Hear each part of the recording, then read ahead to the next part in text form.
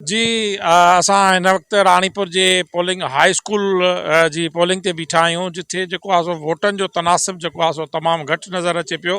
हिन तक ते इन 204 जे तक ते पीपल्स पार्टी पारां सईद जावेद अली शाह ऐं GDA जे मौज़म अब्बासी ऐं PTI जे पीर नियाज़ हुसैन शाह जे विच में मुक़ाबिलो थी रहियो आहे। हीअ हाई स्कूल जी पोलिंग जेका शहर जी पोलिंग हुजण जे करे हिते वोटनि जो तनासिब असांखे सम्झ में अचे पियो त तमामु घटि आहे, जिते वोटर तमामु घटि वोट कास्ट करे रहिया आहिनि।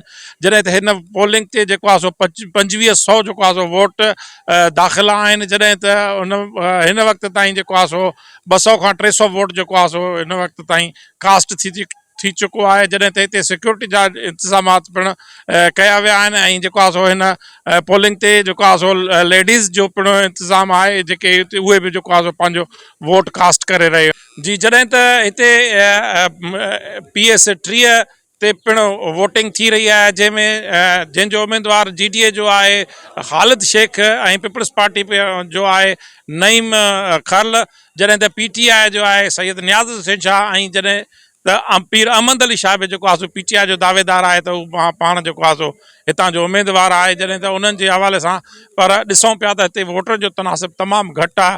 हाणे ॾिसजे त जेको आहे सो आख़िर में वोट कंहिंखे वधीक पवंदा ऐं कंहिंखे घटि पवंदा, उनजी क़िस्मत।